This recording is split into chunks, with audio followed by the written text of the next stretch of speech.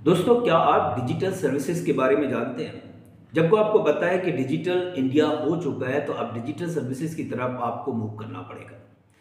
हर कोई ऐसा ऐसा कोई काम नहीं है जो आप डिजिटली प्लेटफॉर्म पर नहीं कर सकते।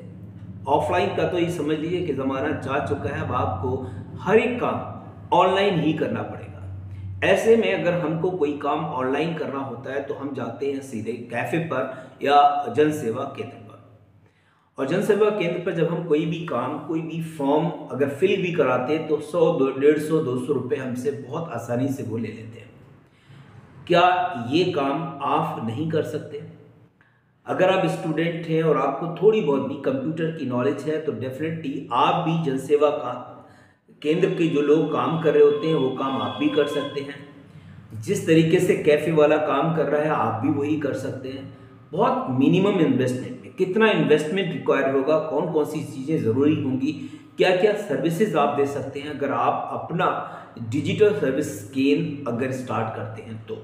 चलिए स्टार्ट करेंगे और उम्मीद है कि ये वीडियो आपके लिए बहुत हेल्पफुल रहेगा। अगर आप बेरोजगार हैं, आप जॉब की तलाश में हैं, तो जॉब तलाश कर रहे हैं, करते रहिएगा, लेकिन साथ ही साथ अपना कोई ना कोई बिजनेस, कोई स्टार्टअप जरूर लीजिएगा। तो हम बात करेंगे आज डिजिटल सर्विस पर।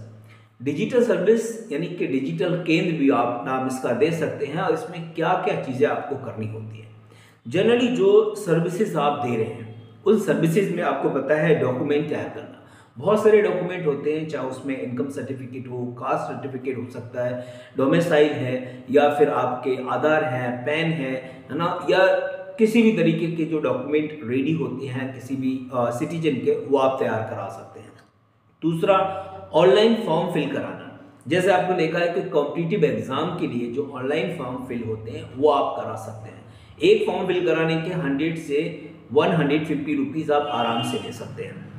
ठीक है, तो एक तो ये हुआ। दूसरा, अगर हम बात करें जॉब के जो फॉर्म होते हैं, आपको बताया आए दिन जॉब निकल रही होती है। हर स्टूडेंट जॉब के लिए अप्लाई कर रहा होता है, तो वो खुद से अगर अप्लाई करता है तो कभी कभी टेक्निकल एरर की वजह से वो सक्सेस नहीं हो पा रहा है, तो वो सीधे जाता है कैफ़े पर।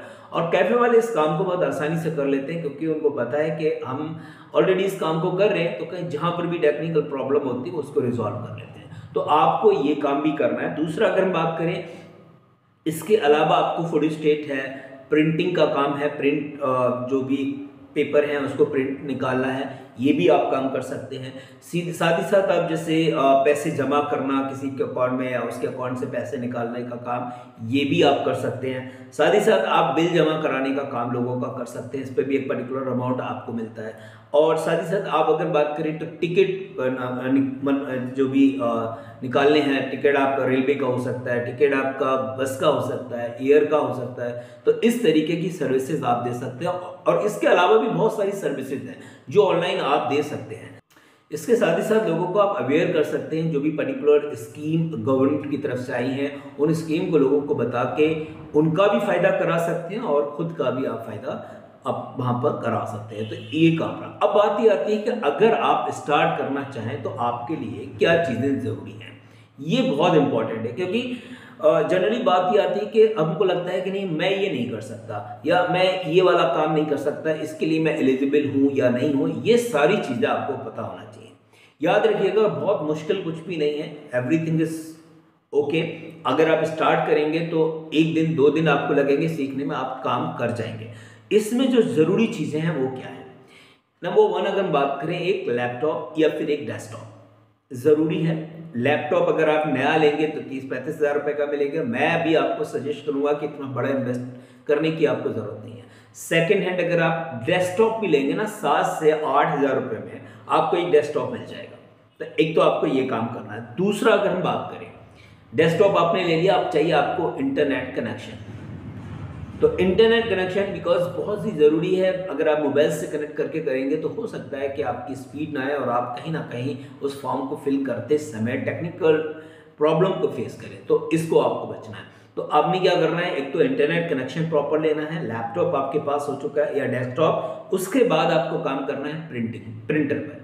एक ऐसा प्रिंटर ले लीजिएगा जिसमें बहुत ज़्यादा कॉस्ट भी ना लगे और वन टाइम लगे, है ना। लेज़र का अगर आप लेंगे तो दैट वुड बी बेटर, तो लेज़र का प्रिंटर आप ले लीजिएगा। उसके बाद अगर हम बात करें, आपको थोड़ी सी नॉलेज इंटरनेट के बारे में ज़रूर होनी चाहिए। बेसिक नॉलेज अगर आपको कंप्यूटर के बारे में है तो डेफिनेटली आप इस पर काम कर सकते हैं, किस तरीके से फॉर्म फिल करते हैं। अगर नहीं है तो आप सीखें। मान लीजिए अगर आपको किसी भी पर्टिकुलर फॉर्म को फिल करना है, आपको आइडिया नहीं आ रहा है तो गूगल करें, या आपको नहीं लग रहा है, समझ में नहीं आ रहा है तो आप यूट्यूब पे वीडियो देख सकते हैं किस तरीके से फॉर्म फिल करें। तो ये सारी चीज़ें आपको यूट्यूब पे, गूगल पे मिल सकती हैं। इसके साथ ही साथ एक चीज़ और आपको ज़रूरत पड़ती है, वो है स्पेस। यानी कि आपको किसी भी पर्टिकुलर शॉप की ज़रूरत हो सकती है। आप अगर आपका घर इस पर्टिकुलर लोकेशन में है तो आप अपने घर से भी स्टार्ट कर सकते हैं। अगर आपके आउटर में कोई शॉप वगैरह है तो आप वहाँ देख सकते हो। तो ये आपको बेसिक चीज़ें ज़रूरत है, इसके अलावा किसी चीज़ की ज़रूरत नहीं है। आपको सिंपली एक बोर्ड बना के टांग देना है, कोई रजिस्ट्रेशन नहीं है, कुछ भी ज़रूरत नहीं है। आप सिंपली आप काम कर सकते हैं और इस काम से आप बहुत अच्छा पैसा बना सकते हैं। याद रखिएगा 20-30 हज़ार रुपये कोई बिग मैटर नहीं है, बहुत ही आसानी से आप 20-30 हज़ार रुपये कमा सकते हैं। वीडियो अच्छा लगा हो तो लाइक कीजिएगा और चैनल को सब्सक्राइब करना बिल्कुल नहीं भूलिएगा। Thank you, thanks a lot.